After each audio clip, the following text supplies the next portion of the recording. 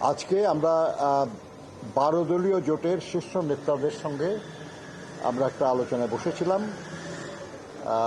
আপনারা জানেন যে কয়েকদিন আগে মাননীয় প্রধান উপদেষ্টার এবং তার সহকর্মীদের সঙ্গে বিএনপির একটা আলোচনা হয়েছে এবং সেই আলোচনা বিষয়বস্তু ইত্যাদি নিয়েই আমরা আসলে আজকে মত বিনিময় করেছি।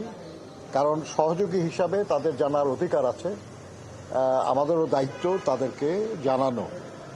তো আমরা সেই বিষয়গুলি আলোচনা করেছি এবং তার প্রেক্ষিতে অনেক বিষয়েই আমরা একমত হয়েছি যে আমাদের কী করণীয়। এ ব্যাপারে যেহেতু আরও রাজনৈতিক জোট এবং দলের সঙ্গে আমাদের আলোচনা হবে, সব মিলিয়ে আমরা হয়তো একসময় বিএনপির পক্ষ থেকে বলবো। আজকে যেহেতু আমরা 12 দলীয় জোটের সঙ্গে আমরা আলোচনা করেছি, এই 12 দলীয় জোটের প্রধান উনি আজকে মূলত তাদের বক্তব্যটা আপনাদের সঙ্গে উপস্থাপন করবেন। আমরা মূলত আপনারা জানেন যে সরকারের কাছে আমরা বলেছিলাম যে এর আগে একটা আলোচনায় অন্তর্বর্তীকালীন সরকারের প্রধান খুব স্পষ্টভাবে বলেছিলেন যে ডিসেম্বরের মধ্যেই নির্বাচন হবে, এবং আপনারা দেখেছেন মাঝখানে একদিন পত্রিকায় এসেও ছিল সম্প্রতি, আবার খানিকক্ষণ পরে সেটা বদলে যায়। তো ওনারা ডিসেম্বর থেকে জুনের মধ্যে নির্বাচনের কথা বলেছেন এবং এটাও বলেছেন যে ডিসেম্বর থেকে জুনের মানে হলো ডিসেম্বরে না এমন না, ডিসেম্বরও হতে পারে। কিন্তু আমরা বলেছি যেটা, সেটা হলো যে ডিসেম্বরেও হতে পারে না, ডিসেম্বরের মধ্যেই নির্বাচন হবে বা ডিসেম্বরে নির্বাচন হবে, এরকম একটা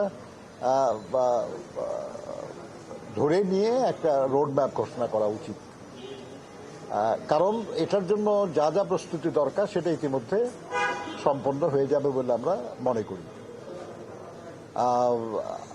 আমরা আরও অনেকগুলি বিষয়ে কথা বলেছি সরকারের সঙ্গে, যেমন এই ফ্যাসিবাদী যে রাজনৈতিক দলটির নেতৃত্বে যে সরকার ছিল, সেই সরকারের যারা সহযোগী ছিলেন তারা এ দেশের মানুষকে খুন করেছে, গুম করেছে, এদেশের সমস্ত প্রতিষ্ঠানগুলি ধ্বংস করেছে, এদের সম্পদ লুটপাট করেছে, অপরাধী মানবতা বিরোধী অপরাধ করেছে যারা, তাদের দ্রুত বিচার করা উচিত আমরা বলেছি। আমরা সরকারের প্রশাসন থেকে ফ্যাসিবাদের দোসরদের অপসারণ করা এবং যারা দেশপ্রেমিক মানুষ তাদেরকে নিয়ে দেশ চালানো উচিত বলে মনে করি বলেছি। আরও অনেক কিছু আমরা আলোচনা করেছি, সেই বিষয়গুলি নিয়ে আমরা 12 দলের সঙ্গে মত বিনিময় করেছি।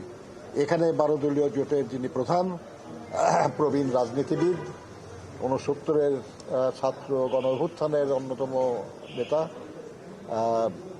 জাতীয় পার্টির প্রধান মোস্তফা জামাল হায়দার সাহেব এ ব্যাপারে আপনাদের বক্তব্য রাখতে পারেন।